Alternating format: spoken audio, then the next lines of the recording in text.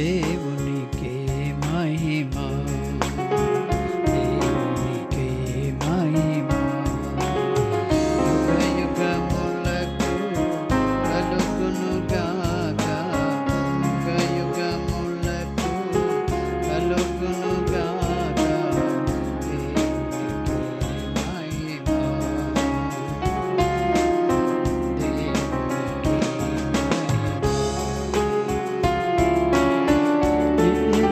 దేవుడు శిల్పియు నిర్మాణకుడు, దేనికి దేవుడు శిల్పియు నిర్మాణకుడు, దానికి మనలను వారసులా చేసి, దానికి మనలను వారసులా చేసెను. వందనములను చెల్లింతుము,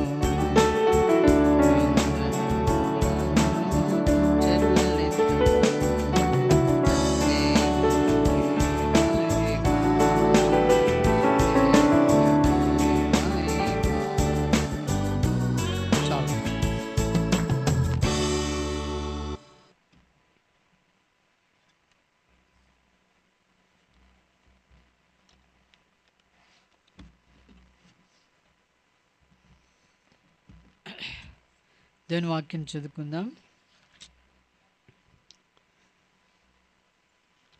మన ప్రభువును యోగ్యంగా బలలో చేయుట కొరకై ప్రభు మనకు ఇచ్చిన మరొక సమయంను బట్టి ఆయనకు వందనం చెల్లించవలసిన వారం వింటున్నాం. ఈ సమయంలో 1 కొరింథీయులకు రాసిన పత్రిక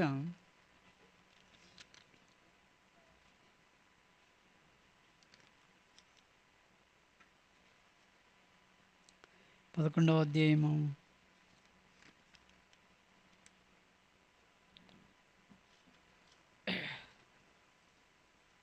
28 అందరం కలిసి చదువుకుందాం.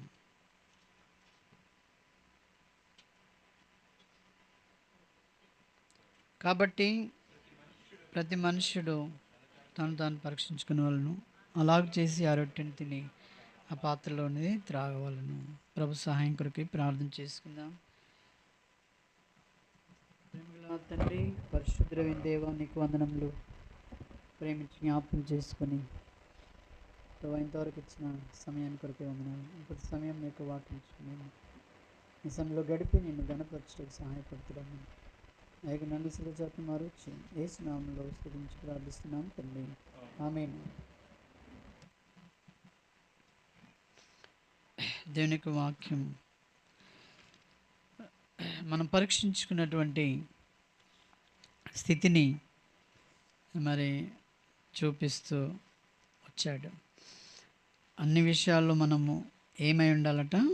పరీక్ష కలిగి ఉండాలి. ఈ పరీక్ష సమయంలో మనము దేని నిమిత్తమై పరీక్షించుకోవాలి అనేది దేవుని యొక్క వాక్యంలో మనం చూస్తాము. తిమోతిలకు రాసిన 2వ పత్రిక, తిమోతిలకు రాసిన 2వ పత్రిక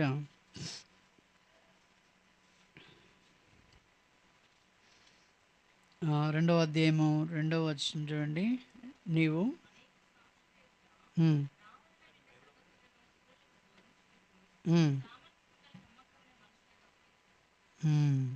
తర్వాత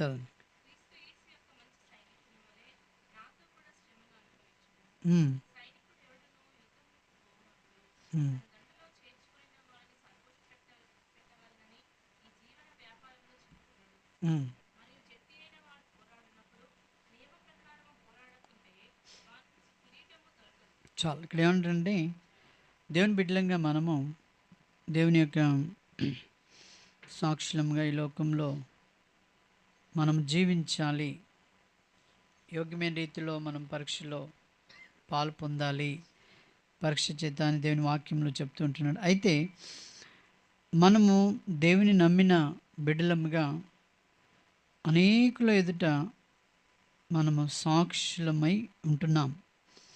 యేసుప్రభు నమ్మిన ప్రతి బిడ్డడు దేవునికి ఎలాంటి వాడు?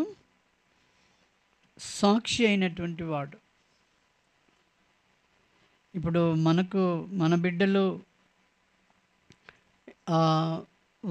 వారు చదవాలి, చదివి గొప్పవారై మనము చెప్పుకునే విధానంలో వారి పేర్లు మనం ఎట్లా జ్ఞాపకం చేసుకుంటామో, నా కొడుకు పలానా వ్యక్తి, పలాని బిడ్డ, నా బిడ్డ పలాని సముద్రం అని ఎట్లా మనం చెప్పుకుంటామో, అట్లా క్రీస్తు కుమారులముగా కుమార్తెలముగా చేయబడిన మనలో ఆయన కోరేది ఏంటంటే సాక్ష్యం. నీ ద్వారా నా ద్వారా కోరేది సాక్షి జీవితం. మనం సాక్షులమై ఈ లోకంలో జీవించాలి అని ఆయన యొక్క కోరిక. అందుకనే మరి క్లియర్గా చెప్పాడు. ఏమనంటే 3వ వచనం ఏమన్నాడు?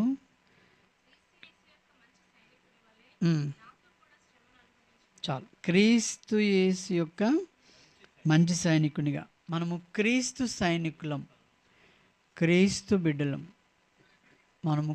మనము ఇప్పుడు ఎవరి నామాన్ని, ఎవరి కొరకు బ్రతకాలి, ఎవరి నామమును కలిగి ఉండి అనేది ప్రభువు కోరుతున్నాడంటే, గలతీయులు రాసిన పత్రికలో ప్రభువు అంటాడు, పౌలు చెప్తూ వచ్చాడు. చూడండి, గలతీయులు రాసిన పత్రిక 2వ అధ్యాయము చూడండి, 18 నుండి చూద్దాం.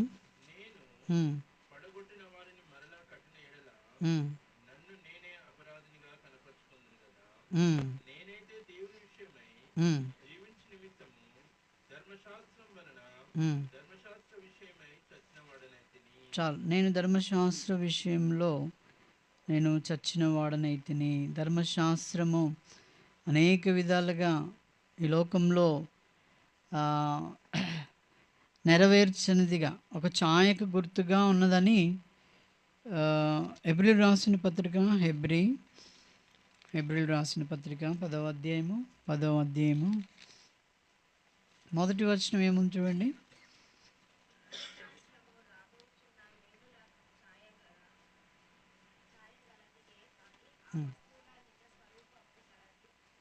చాలు. ఇక్కడ ఏమంటున్నాడు? ధర్మశాస్త్రం ఎలాంటిదట? రాబోచున్న మేలుల ఛాయగలదియే కానీ ఆ వస్తువుల నిజస్వరూపము కలది కాదు గనుక అంటున్నాడు. అంటే అదొక ఛాయగా, ధర్మశాస్త్రము అది ఛాయగా, తర్వాత ధర్మశాస్త్ర ప్రకారముగా మరి ఈ బలులన్నీ ఉన్నాయి ఇక్కడ. ధర్మశాస్త్ర ప్రకారంగా ఇప్పుడు యాజకుడు, పాత నిబంధనలో యాజకుడు ఉన్నాడు, తెలుసు కదా మనకు. యాజకుడు ఉన్నాడా పాత నిబంధనలో? ఆ యాజకుని పనేంటి? అతి పరిశుద్ధ స్థలంలోనికి ఆయన వెళ్ళి ఆ యొక్క బలిని అర్పించేటువంటి వాడుగా ఉన్నాడు. కానీ మరి ఒక్కడే బలి అర్పించేవాడు ఎంతకాలం ఉంటాడండి? ఆయన బ్రతికున్నంత వరకే ఉంటాడు కదా. ఆ తర్వాత మళ్ళీ ఏం కావాలి? వాళ్ళలో నుండే మళ్ళీ ఒక యాజకుడు ఉండాలి. అంటే వాళ్ళ లేవి వంశం నుండే ఆ రీతిగా చేస్తూ ఉంటున్నప్పుడు మరి ప్రభు ఏమన్నాడంటే, ఇక్కడ చూడండి, అదే 10వ అధ్యాయము 2వ వచనం చూడండి.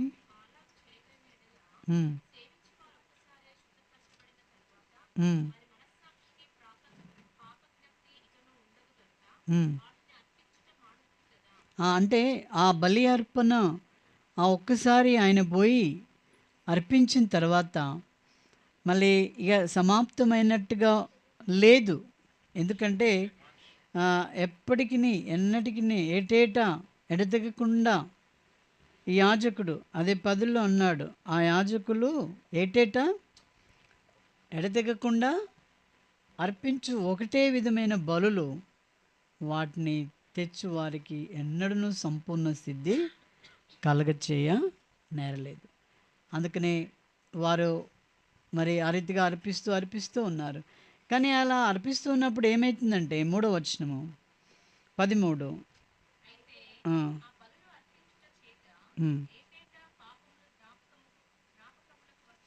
చాలు. ధర్మశాస్త్ర ప్రకారంగా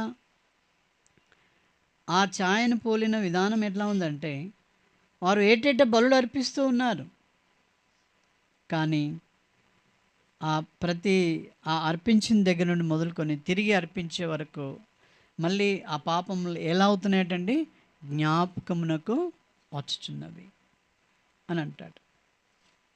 అవి ఏటేటా అర్పిస్తాయి. అయితే మరి వీటన్నిటి యొక్క అర్పణల ద్వారా మనకేమాత్రము మనకు కలగదు సంపూర్ణ సిద్ధి. అందుకనే ప్రభువైన యేసుక్రీస్తు ఆయన ఒకడే నిరంతరము మార్పు లేని యాజకుడిగా వచ్చాడు. చూడండి 7వ అధ్యాయము 34వ వచనం, 7:34. హెబ్రీ 7:34.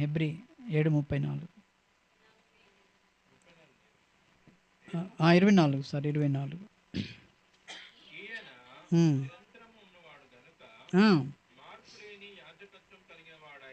చాలు.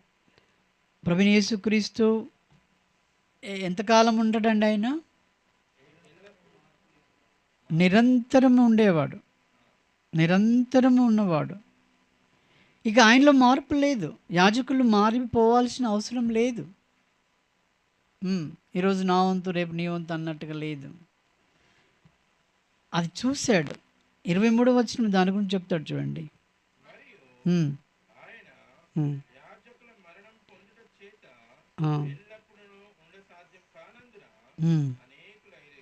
చాలు. ఇక్కడ ఏమన్నాడు? మరియు ఆ యాజకులు ఏమైపోతున్నారు? వారు మరణం పొందుతున్నారు. ఎల్లప్పుడూ ఎవరు కూడా ఉండటానికి సాధ్యమైతే లేదు. దాన్ని బట్టి ఎంతమంది అయ్యారో అనేకులైరి.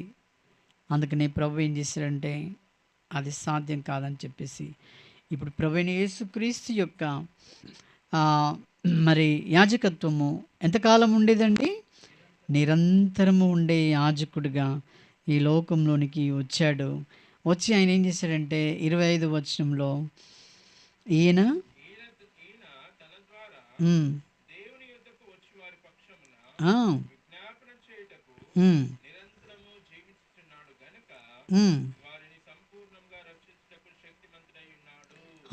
ప్రభువైన యేసుక్రీస్తు. అదే ధర్మశాస్త్రము కేవలము ఛాయ, ఒక నీడగా గుర్తుగా వచ్చింది. కానీ దేవుడు తన కుమారుణ్ణి పంపడం ద్వారా, తన కుమారుని ద్వారా ఏమైందంటే నిరంతరము జీవించినాడు కనుక ఆయన యొక్క మరి నిరంతరం ఉండే యాజకత్వము సంపూర్ణముగా రక్షించుటకు శక్తిమంతుడై ఉన్నాడు. దేవుని యొద్దకు వచ్చువారిని అంటే చాలామంది రాని వారు ఉంటారండి. వారు మాది గొప్ప అని అంటారు. నిజమైన దేవుని ఎరగని వారు చాలామంది ఉన్నారు, కోకొలలు ఉన్నారు. కానీ నిజమైన దేవుని ఎరిగి ఆయన యొద్దకు వచ్చేవారు బహు కొద్ది మంది. అర్థమైంది? అట్లు ఆ కొద్ది మందిలో దేవుడు మనల్ని ఏర్పరచుకున్నాడు. ఆయన యొద్దకు వచ్చినటువంటి వారిని ఏం చేశాడండి? సంపూర్ణంగా రక్షించుటకు శక్తిమంతుడై ఉన్నాడు.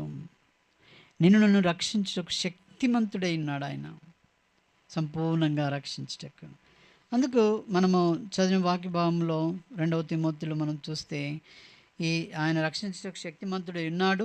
మనం ఆయనలో బలము కలిగి ఉండాలని 1వ వచనము చెప్తున్నాడు. నా కుమారుడా 2వ అధ్యాయము 1వ వచనము, క్రీస్తు యేసునందు కృపచేత బలవంతుడవు కమ్ము అన్నాడు. నువ్వు బలంగా ఉండి అనేకులు ఎదుట నువ్వు ఏమై ఉండాలండి? సాక్షివై ఉండాలి, సాక్షుల ఎదుట. తర్వాత ఏమన్నాడు 3వ వచనంలో?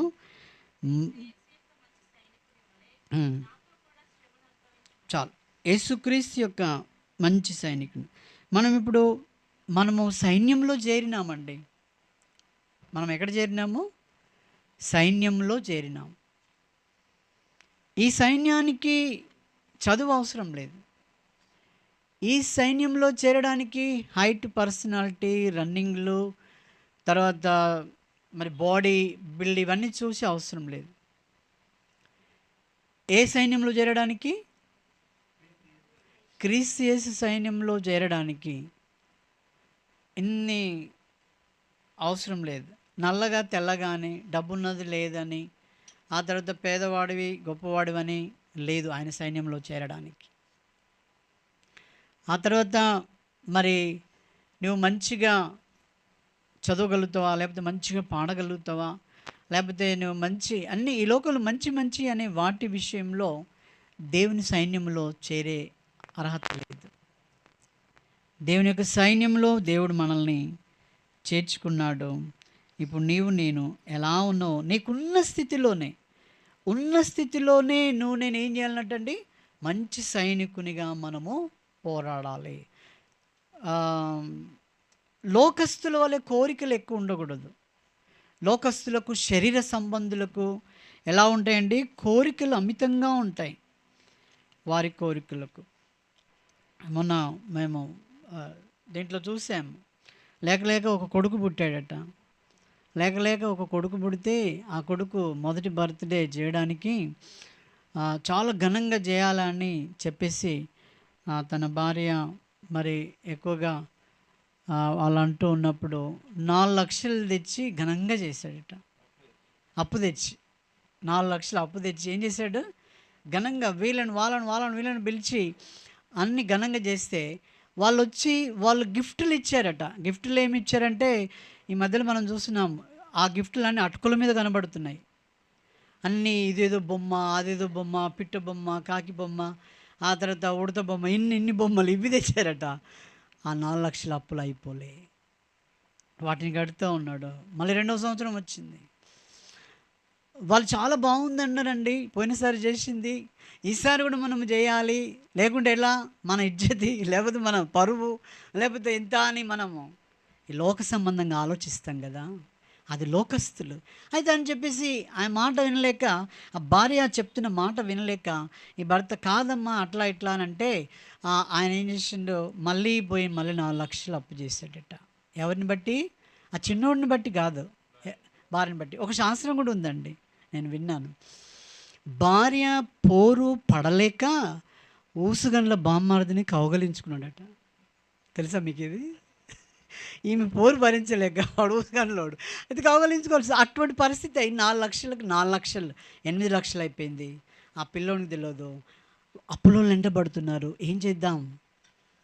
ఒకటే మార్గం, నేను ఆ బాబుకు ఇంత విషమిచ్చి మనం ముగ్గురం చనిపోదామని చెప్పి డిసైడ్ చేశారు. అట్లాగే అయిపోయారు వాళ్ళు.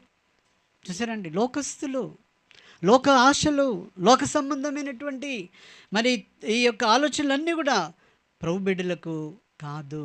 ఆయన అదే అంటున్నాడు, నాతో శ్రమను అనుభవించుటకు నువ్వు ఏమై ఉండాలి? మంచి సైనికునిగా ఉండాలి. రోమా 8లో ఒక మాట అన్నాడు చూడండి. రోమా 8:5 ఏమన్నాడు? చాలు,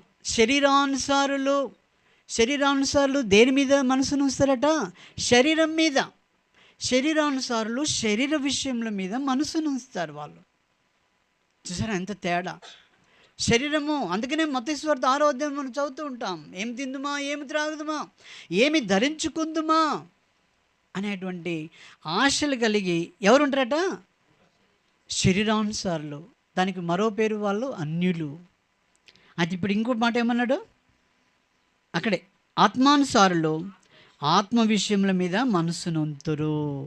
ఇప్పుడు నువ్వు శరీరానుసారివా, ఆత్మానుసారివా? అపవాది తండ్రి కుమార్తెవు, కుమారుడవా? పరలోకపు తండ్రి కుమారుడు, కుమార్తెవా నీవు?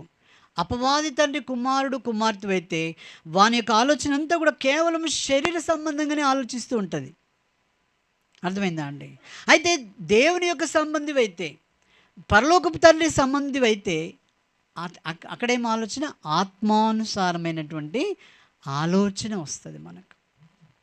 ఆత్మానుసారమైన ఏ మాత్రం కూడా మరి అలాగో ఉండడానికి లేదు. కాబట్టి నేను మరి ఎలాగో జీవిస్తున్నాం. అందుకని నేను అన్నాడు, నువ్వు మంచి సైనికుని వల్ల నాతో కూడా శ్రమ అనుభవించుము. క్రీస్తు యొక్క బిడ్డలకు శ్రమలు ఉంటాయా? పూల పానుపు ఉంటుందా? శ్రమలు. అప్పుడు మంచిగా ఉంటాం, మన నింద రాదు. యేసుప్రభు నమ్మిన తర్వాతే లేనిపోని నిందలు, లేనిపోని మాటలు ఎన్నో రకాలుగా వస్తూ ఉంటాయి. నేను ఒక దగ్గర సేవ చేసినప్పుడు నేను మధ్యలో ఉన్న నా చుట్టూ 10 మంది వాళ్ళకున్న జ్ఞానాన్ని బట్టి వాళ్ళు మాట్లాడుతూ వచ్చారు. నాకున్న జ్ఞానాన్ని బట్టి ప్రభు యొక్క సైనికుని వల్ల నేను మౌనంగా ఉన్నాను.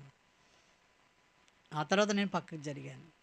ఆ తర్వాత ఇక జరిగిన కథ అంత వేరే ఉంటుందిలేండి. కాబట్టి మనము దేవుని బిడ్డలంగా ఈ లోకంలో ఆ తర్వాత ఏమన్నాడు 4వ వచనము తిమోతి 2:4 ఏమంటున్నాడు? ఉమ్, ఉమ్, ఉమ్. ఈ జీవన వ్యాపారంలో చిక్కుకొనుడు, సైనికుడు చిక్కుకొనుడు. తన యొక్క దండులో ఉన్న వారిని సంతోషపెట్టుటకు వారు చిక్కుకొనరు అని చెప్తూ ఉంటున్నాడు. అదే మాటను దేవుడు తన యొక్క పత్రికలో భార్య భర్తలు కూడా చెప్పాడు. చూడండి ఏమన్నాడంటే 1 కొరింథీయులు రాసిన పత్రిక 7వ అధ్యాయము 1 కొరింథీ 7 చదవండి 32 నుండి చూడండి.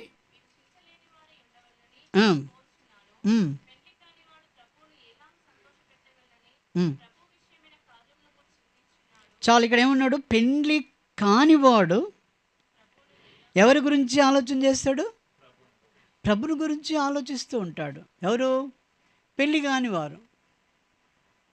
అంత స్వేచ్ఛ ఉంటుంది అప్పుడు ఆయన విషయంలో. తర్వాత పెళ్ళి 33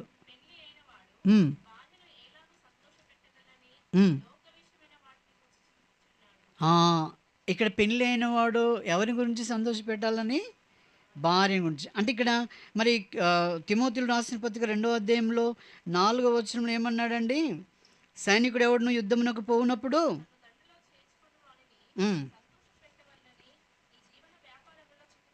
దండులో అంటే ఏంటి? దండులో అంటే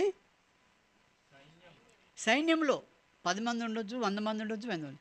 ఇప్పుడు ఇక్కడ కొరింథీయులు రాసిన పత్రికలో చెప్పినట్టయితే ఇప్పుడు దండు ఇక్కడ ఎవరు? ఈ కుటుంబంలో ఎంతమంది ఉన్నారు? కుటుంబం గురించి చదివాం కదా 33లో. భార్య భర్తలు ఉన్నారు. అర్థమైందా? భార్య భర్తలు ఉన్నారు కదా. ఇక్కడ సైనికుడిగా ఎలా ఉండాలన్నట? వారిని సంతోషపెట్టుటకు ఈ జీవన సంబంధమైన వ్యాపారంలో ఏం కావద్దు, చిక్కుకొనకూడదు అన్నాడు. కానీ ఇక్కడ చిక్కుకుంటున్నట్టుగా చూపిస్తున్నాడు కదా. భార్య భర్తలలో భార్యని ఎలాగో సంతోషపెట్టాలన్నా, లోకమంతటన్నా పోనీయండి, భార్యని ఎలాగో సంతోషపెట్టాలన్నా, అలాగే భార్య కూడా భర్తని ఎలాగో సంతోషపెట్టాలన్నా అనేది ఈ ఇద్దరి వీళ్ళ విషయంలోనే చింతించుకుంటూ ఉన్నారనేది ఆయన చెప్తూ వచ్చాడు. కాబట్టి భక్సింగన్న యేసుప్రభుని నమ్మిన తర్వాత ఆయన యేసుప్రభుని నమ్ముకున్నాడని ఆయన భార్యను పంపలేదు. మరి ఎట్లమ్మా ఇంత పిల్లలు, ఆస్తి, ఇప్పుడు నీకు ప్రభు కావాలన్నా భార్య కావాలన్నా? ఆమె మరి ప్రభు దగ్గరికి రమ్మంటే వస్తలేదు. అప్పుడు ప్రభు కావాలన్నా, నేను ప్రభువును సంతోషపెట్టాలా, నిన్ను కాదు. నువ్వేంది ఇవ్వాలని రేపు పోతావు. నన్ను ఎవరు సంతోషపెట్టాలి? నేను ప్రభువును సంతోషపెట్టాలి. ఒంటరి జీవితం. భక్సింగన్న సేవ పరిచర్య ఇంత ఎదగడానికి గల కారణము ఆయన ఒంటరిగా ఉండి తాను ఏమయ్యాడు?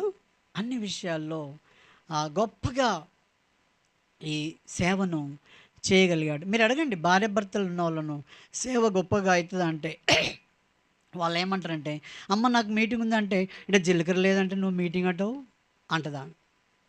ఇక్కడ నీళ్ళు లేవు అంటే నువ్వు మీటింగ్ అంటావు? ఉంటావా పోతావా, ఉండాలన్నా పోవాలన్నా అనే స్థితి మాకు కూడా జరిగినాయండి. కుటుంబంలో ఎన్నో ఉంటాయి. కాబట్టి దేవుడు ముఖ్యమా? అది ఇద్దరికీ ఉండాలి. అది ఇద్దరికీ ఉండాలండి. ఆ మనసు. చార్లెస్ టీ స్టడ్ గురించి మీరు చదవలేకపోవచ్చు, కానీ వాళ్ళ గురించి నేను చదివినప్పుడు నా కన్నీళ్ళు గార్చినాయి. ఎందుకంటే ఆమెకి ఎంత ఆసక్తి ఉండి ఆమె సేవ చేస్తూ ఉందో, ఈయన కూడా ఎంత ఆసక్తి కలిగి ఈయన ఇక్కడ సేవ చేస్తూ ఉన్నాడో, వాళ్ళిద్దరు జతపరచబడ్డారండి. చాలా స్టోరీ ఉంది చెప్పడానికి. జతపరచబడిన తర్వాత ఏమైందంటే, అమ్మ నా దగ్గర ఏం లేవు, నా దగ్గర మిగిలినవి కొన్ని డబ్బులే, అంటే ఆ టైంలో ఉదాహరణ చెప్పాలంటే 2000 అనుకుందాం. నా దగ్గర ఉన్న ఈ 2000 నీ కొరకే అది ఉంచాను పట్టు అని ఆమెకి ఇస్తే, ఆమె ఏం చేసింది తెలుసా? నాకు కూడా వద్దండి, పలానా సేవా సంస్థలో వారికి అవసరం ఉంది అని చెప్పేసి ఆ డబ్బులు వాళ్ళిద్దరు కలిసి ఆ అక్కర కలిగిన వారికి ఇచ్చారు. చూసారా, ఇద్దరి మనసులు. అందులో ఒకరు శరీర సంబంధి, ఒక ఆత్మ సంబంధి అయితే ఎలా ఉంటుంది? రకరకాలుగా ఉంటుంది, మీకు తెలుసు, చెప్పనవసరం లేదు. అయితే మనం ఈ లోకంలో ఎవరిని బ్రతకాలి మనం ఇప్పుడు?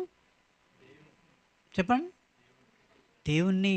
అందుకనే కీర్తనలు మత్తయి సువార్త 6వ అధ్యాయం 33లో అనుకుంటా ఆయన ఏమన్నాడు? మొదట ఆయన రాజ్యాన్ని నీతిని వెతకండి, అప్పుడు ఏవి కావాలో నీకు అవి దేవుడు ఇస్తాడని చెప్పాడు. ఆయన వెతకండి. నేను నా సర్టిఫికెట్స్తో నేను ఉద్యోగాన్ని దగ్గరికి వెళ్ళిన తర్వాత ఆ సర్టిఫికెట్స్ని బట్టి నేను 0 అయిపోయాను. ఏమి లేవు నా దగ్గర, 0 అయిపోయాను. ఆ తర్వాత మరి ప్రభును ఎట్లేమైనా పర్లేదు కానీ నాకు నా ప్రభు కావాలి, ఏదున్నా లేకపోయినా ప్రభు కావాలని చెప్పాడు. ఒకసారి మీకు తెలుసు, థామస్ పాస్టర్ నాకు ట్రైనింగ్ టైం లేకున్నా కూడా నన్ను షాంబ్రిపేటలో సేవకు పెట్టాడు. ఆ సేవ చేస్తున్నప్పుడు అక్కడ కొన్ని గొడవలు పరిస్థితులలో నాకు అంటే పీస్ఫుల్ అంటే సమాధానం లేక నేను అక్కడ నుండి మానేసినప్పుడు తర్వాత ఏం లేదు, 0నే. కుటుంబంగా మరి ఉంటూ వచ్చాం. తర్వాత ఏంటి ప్రభు అని ప్రార్థన చేస్తున్నప్పుడు ఇంకెన్నెన్నో ట్రైనింగ్స్ మరి చేస్తూ వచ్చాను. అయితే వాటన్నిటిలో కూడా దేవుడు విజయం ఇవ్వలేదు. నువ్వు నన్ను వచ్చి వెంబడించమని చెప్పాడు. ఆయన సేవలో వచ్చిన తర్వాత సేవలోనికి వచ్చిన తర్వాత నాకు కనీసం మా అత్తమ్మ వాళ్ళ సైకిల్ కూడా పెట్టలేదండి. కానీ ఇప్పుడు నాకు సైకిల్, అప్పుడు టీవీఎస్, ఆ తర్వాత అదండి బజాజ్ బాక్సర్, ఆ తర్వాత స్కూటీ, ఆ తర్వాత వ్యాన్, ఇప్పుడు ఉన్న ప్రతిది కూడా దేవుడు ఆయన అనుగ్రహించాడు. కావాలి, నాకు ఇది కావాలి అది కావాలని నేను ఎప్పుడూ మరి ఆశపడలేదు. కానీ దేవుడే ఏం చేస్తూ వచ్చాడు? ఆశిస్తూ వచ్చాడు. కాబట్టి నువ్వు దండులో ఉన్నావు, నువ్వు కుటుంబంలో ఉన్నావు, ఎవరిని సంతోషపరచాలని చూస్తున్నావు నీవు దేవుని గాక నీ కుటుంబంలో భార్యని కానీ పిల్లని కానీ. అందుకని అబ్రహాంతో అన్నాడు, అబ్రహామా నీ ఒక్కడైన కుమారుడు నాకు బలిగా తీసుకురా అన్నాడు. అప్పుడు వెంటనే అబ్రహాం ఏం చేశాడు? ఎవరికి చెప్పకుండా పోయిండు? భార్యకి చెప్పలేదండి. భార్యకి చెప్తే కనుక యోబు భార్యలాగా అనునో ఏమో, అవునా కదా? భార్యకి చెప్తే యోబు భార్య ఏమన్నది? నువ్వు ఇంకా భక్తిగా ఉంటావయ్యా, నువ్వు ఏం పని లేదు నీకు, ఏం చేసి నీకు, ఆయన దూషించి మరణంగా అన్నది ఆమె. 10 మంది పిల్లలు కానీ ఆస్తిని అనుభవించి దేవుని యొక్క ప్రేమను ఎరగకుండా నువ్వు మరణం కా అని చెప్పింది. అప్పుడు వెంటనే ఏం చేశాడు ఈయన ఎవరు మన అబ్రహాం ఏం చేశాడండి? ఆ కుమారుని తీసుకొని కట్టెల మోపు తీసుకొని మనం పోయి వెళ్ళి బలి అర్పించి వచ్చుదాము అంటాడు అక్కడ. అప్పుడు ఆయన ఎవరు ఇస్సాకు కూడా, నాయన మరి ఇంత మనం వెళ్తున్నాం కదా, మరి బలి పశువు ఏది నాన్న అని ఆయన మామూలుగా అడిగినప్పుడు దేవుడే చూసుకుంటాడు అన్నాడు. కానీ ఆయన కట్టి పడుకోబెట్టేటప్పుడు కూడా ఏమి కూడా మాట్లాడకుండా ఉన్నాడు. ఆయన ఒకడైనటువంటి ఆ సైనికుని ఇవ్వడానికి, ఆ మంచి సైనికునిగా మరి నేను ప్రభువుని సంతోషపెట్టేవానిగా ఉండాలి, నా ద్వారా ప్రభువే సంతోషం ఉండాలి అని చెప్పేసి అంతగా ఆశించినాడు. కాబట్టి తిరిగి ఏం చేసినాడు? తన కుమారుని బ్రతికింపజేసినాడు. అనేక జనములకు ఒక తండ్రిగా చేశాడు. ఎవరిని? అబ్రహామును. కాబట్టి నేను ఈ లోకంలో ఈ జ్ఞానము కలిగి ఉండాలంటాడండి. అందుకనే 7వ వచనం ఒక మాట చదవండి, అదే తిమోతి 2:7 చదవండి. ఒక మాట ఉంది అక్కడ, నేను చెప్పు మాటలు ఆలోచించుకొనుము, అన్ని విషయముల యందు ప్రభు నీకు వివేకం అనుగ్రహించును. అన్ని విషయముల యందు, ఒకటి కాదండి, అన్ని విషయముల యందు నీకు ప్రభు నీకు జ్ఞానం ఇస్తాడు. ఇంకా ఏమన్నాడు? దండులో చేరిన వారిని సంతోషపెట్టకూడదు, ఈ జీవన వ్యాపారంలో చిక్కుకొనకూడదు. తర్వాత 5వ వచనం,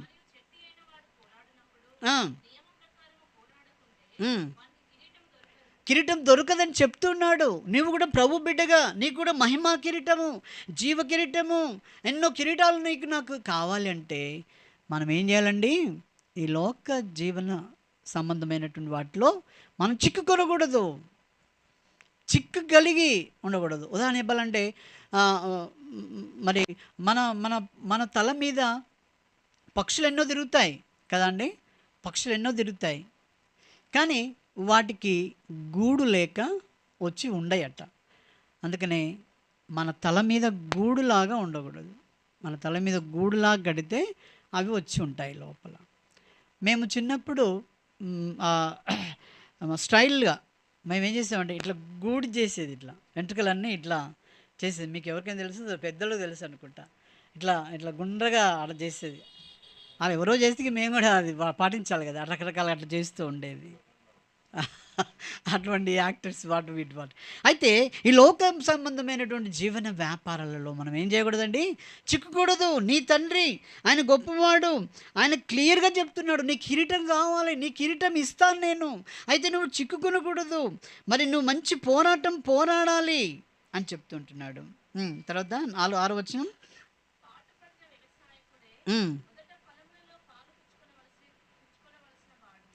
పాటు పడినటువంటి వాడు, వ్యవసాయాన్ని మరి మంచిగా దున్ని చేసినటువంటి వాడే మరి ఏమై ఉంటాడండి, ఫలమును చూస్తాడు. మన ప్రాంతము ఆత్మీయత విషయంలో బీడు ప్రాంతం మనది. అర్థమైందా అండి? మన ప్రాంతము ఆత్మీయత, క్రీస్తు బిడ్డలుగా బీడు ప్రాంతం. నమ్ముకున్న వారు ఉన్నారు, కానీ వారు ఎలా ఉంటారంటే కేవలము వేషం, అంటే ఈ ఒక పేజీ చదవడానికి తీరదు. ఇక్కడ ఉన్నట్టు మన బీడు ప్రాంతంలో ఉన్న భక్తులకు దేవుని వాక్యాన్ని చదవడానికి కూడా తీరదు. చదవడానికి మీరు ఎన్ని మీటింగ్స్ పెట్టండి, మన ప్రాంతంలో పెట్టి ఒక బుక్ స్టాల్ పెట్టండి, ఒక్కరు బుక్ స్టాల్ దగ్గరికి పోరు. కారణం ఏంటి తెలుసా? ఆశ ఉండాలి కదా, ఆశ చదివితే కదా. అందుకనే రోమిలకు రాసిన అపోస్తల కార్యం 18వ అధ్యాయము, అపోస్తల కార్యములు 18వ అధ్యాయము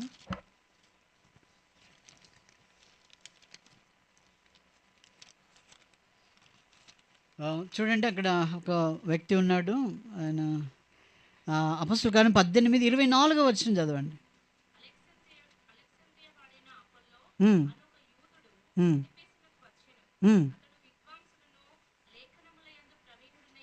చాలు, అతడు ఎలాంటి వాడటండి? విద్వాంసుడు, తర్వాత లేఖనముల యందు ప్రవీణుడై ఉండెను. ప్రవీణత ఎప్పుడు వస్తుందండి? ప్రవీణత అంటే తెలుసు కదా, ప్రవీణులు అంటే ఎప్పుడు? ఫస్ట్ క్లాస్లో పాస్ అన్నట్టు. మీకు ఒకటి అర్థం కావాలంటే, ఫస్ట్ క్లాస్లో పాస్ అయిన వాళ్ళు ఊరికనే అవుతారా? ఏం చేస్తారు? అట్లయితేనే ఫస్ట్ క్లాస్లో అవుతాడు.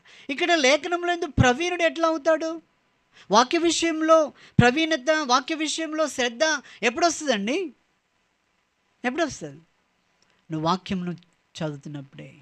ఈ లోకంలో ఊడిపోయి, లేకపోతే లోకంలో అన్నీ విడిచిపెట్టిన ఈ ఉద్యోగాల కొరకు ఇన్నిన్ని బుక్స్ చదువుతారు, కానీ పరిశుద్ధ బైబిల్ గ్రంథం చదవడము చేత కాదు.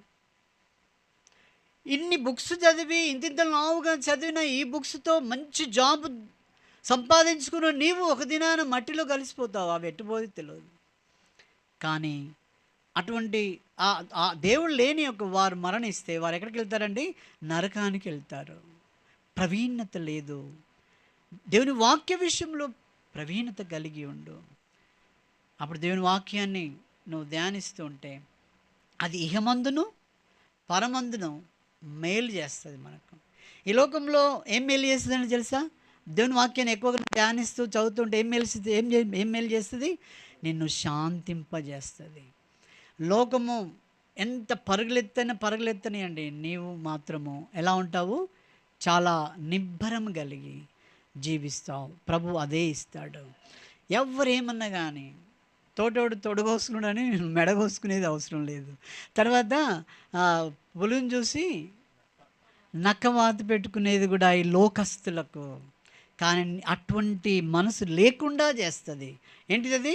దేవుని యొక్క బిడ్డలుగా ఆత్మ సంబంధమైనటువంటి ఆలోచన దేవుడు ఇస్తారు. శరీర సంబంధమైన ఆలోచన ఇవ్వదు. శరీర సంబంధమైన ఆలోచన ఇవ్వదు. నేను ఎప్పుడు చూడలే అండి, మొన్న ఒకటి చూశాను. చనిపోయి తండ్రి బాధలో ఉండి 3 కుమార్తెలు వాళ్ళు చనిపోయి ఆ బాధలో ఉండి తర్వాత వాళ్ళు మెమోరియల్ సర్వీస్ పెడితే ఆ మెమోరియల్ సర్వీస్కు అంటే నేను అన్ని చోట్ల చూశాను కానీ మెమోరియల్ సర్వీస్ కూడా ముగ్గురు అక్క చెల్లెళ్ళు సేమ్ డ్రెస్ అనేది చూడలే నేను. అదొకటి చెప్తున్నాను అంతే. అది మెమోరియల్ సర్వీస్ అండి అది. దాంట్లో వీళ్ళు అంటే ఎంత జ్ఞానము దైవిక విషయంలో ఎంత ఆశ్చర్యం కలుగజేస్తున్నారు క్రైస్తవ బిడ్డలు. వాళ్ళ యొక్క వేషము, వాళ్ళ యొక్క అలంకరణ ఆశ్చర్యం కలుగుతుంది. నా ఎదుట నువ్వు సాక్షిగా ఉండు, ఆత్మ సంబంధమైన మనసు కలిగి ఉండు. నువ్వు శరీర సంబంధమైన మనసు ఉండకూడదు, శరీర సంబంధమైన మనసు ఉండకూడదు. గ్రేస్ టీచర్గా చేస్తున్నప్పుడు ఆమె బ్లౌజ్ కుట్టించేటప్పుడు ఒక మాట అనేది, వాళ్ళు ఆ టైంలో ఇప్పుడున్నట్టుగా లేదు, ఆ టైం వేరు.